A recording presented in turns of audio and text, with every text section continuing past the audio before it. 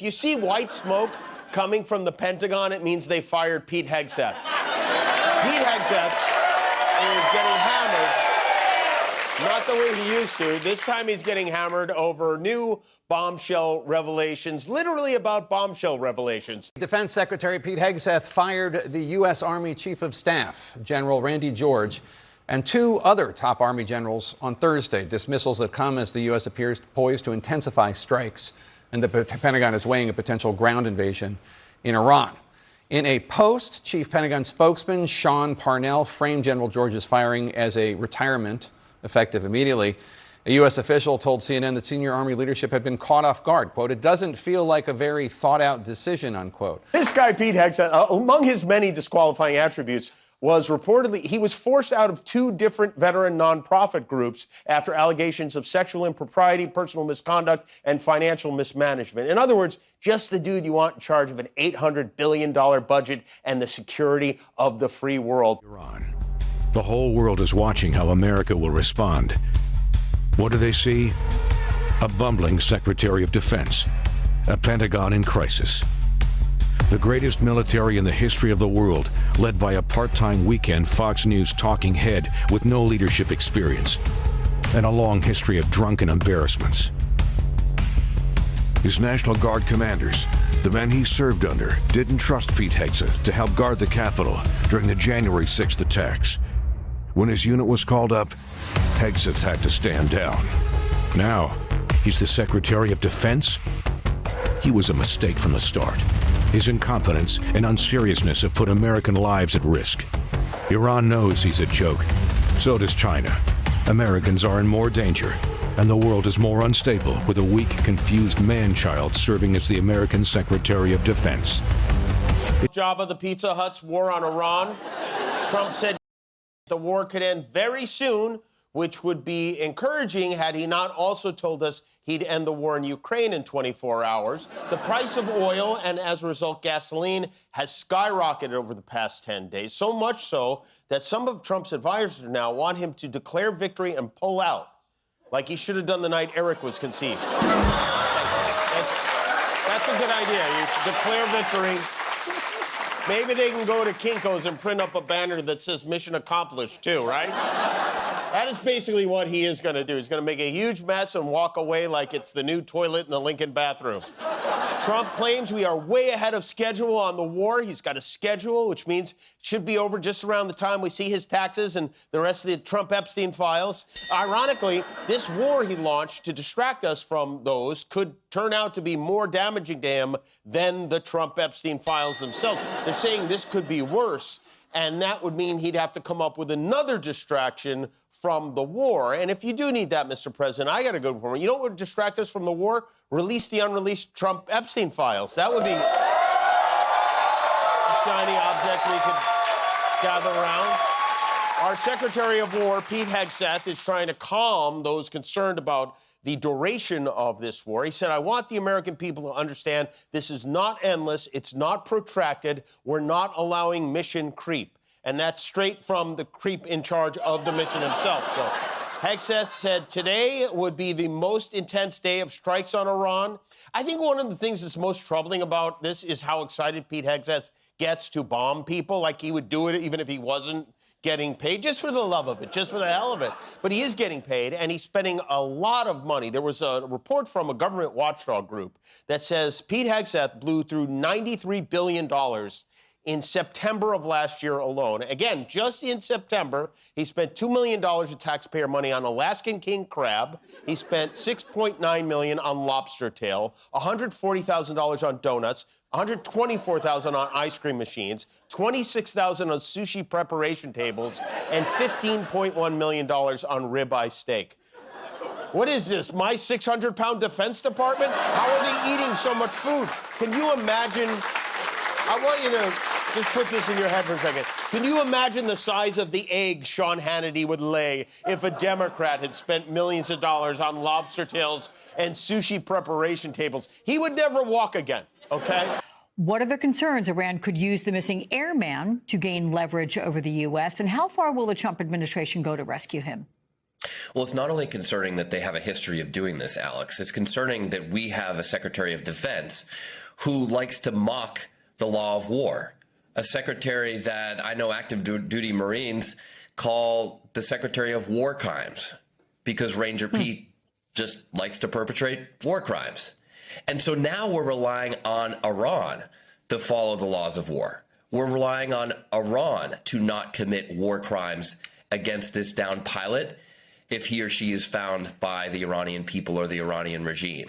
And that's a dangerous place to be in. And of course, all of this is happening under the backdrop of a president of the United States who once mocked servicemen who get captured, who said of John McCain, I don't like veterans who got captured. That's the only reason he's a war hero. I like the ones that don't get captured. I wonder how the family of that pilot is feeling right now, knowing that that's the attitude of our commander-in-chief. Give me a sense of how dangerous rescue missions like this are. We keep hearing it over and over again, but put it in perspective. I mean, you were there in Iraq. Well, it's incredibly dangerous, and I actually had the honor to command a trap platoon that's specifically trained to rescue downed pilots in situations like this. And it is incredibly dangerous. I mean, we flew in once to a crash site right after an American plane had been shot down. So we didn't know if we might get shot down by the same enemy that had shot down this plane. That's the risk that all of these servicemen and women face going into this conflict zone. They have to fly very low. They have to go through search patterns. They have to spend time over an area, and everyone knows where they're headed. Right? The Iranians know that they're coming to where the plane was shot down. So it's an incredibly dangerous mission.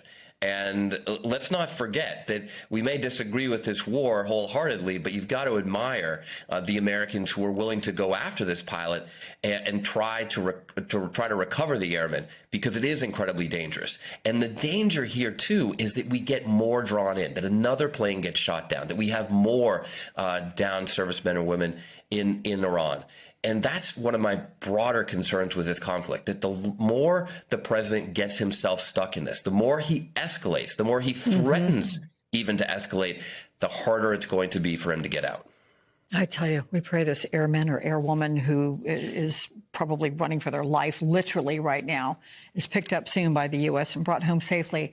Let's talk about the first major address that Trump offered since launching the war, in which he said the mission will be accomplished in a couple of weeks. But he repeated the same shifting justifications he's been giving for over a month. He gave no details about the state of negotiations with Iran. And now today, he warned Iran has 48 hours to reopen the Strait of Hormuz or face devastating strikes. Does, sir, the administration have any coherent military objective? Does escalating this conflict make it impossible to have a clear endgame? Or should an endgame have been set in stone before starting this war and stick to it? That would have been a good idea. It would have been a good idea to pay attention to the military advisors who told them that Iran would likely close the strait.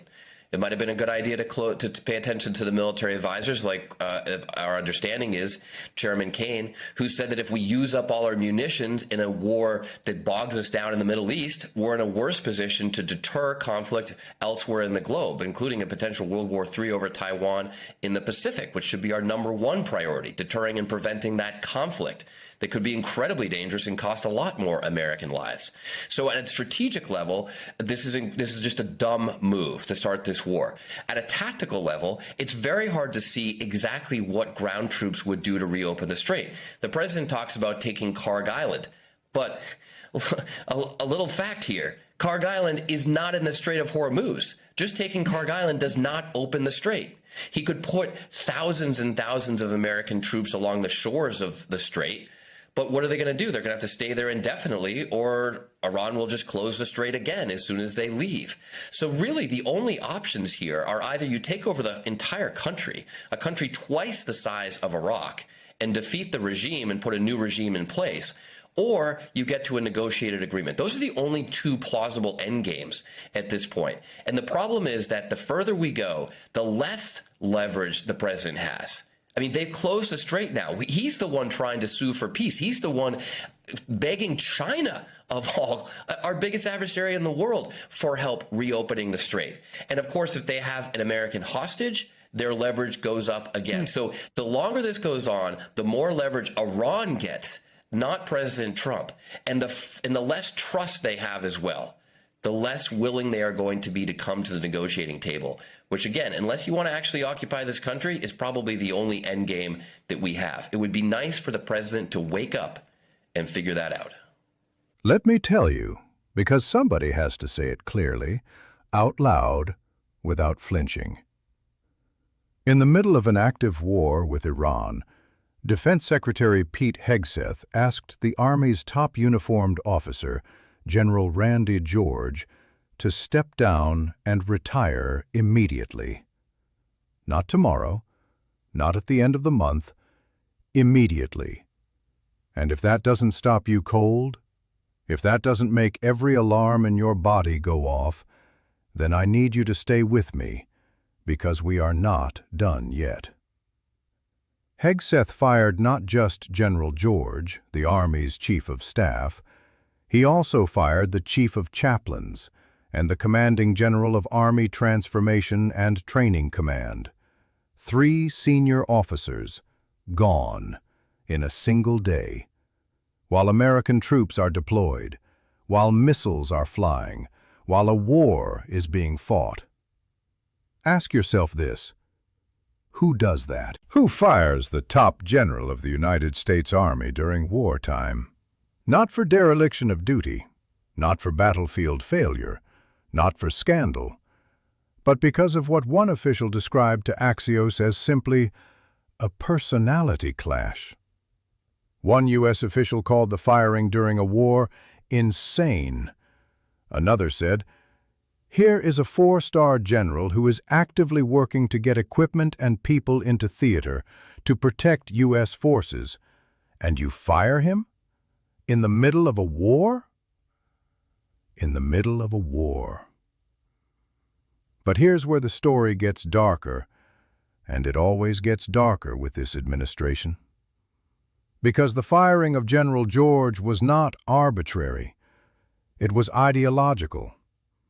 George was removed in part because he and Army Secretary Daniel Driscoll refused to remove 2 black and 2 female officers from a promotion list, officers with long and exemplary service records.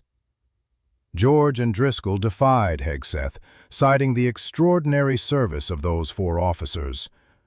Think about that. A 4-star general, a Purple Heart recipient, a veteran of Desert Shield and Desert Storm, got pushed out because he refused to discriminate. Because he looked at 4 outstanding officers and said, "These people deserve their promotions." That was his crime. And this was not a one-time incident.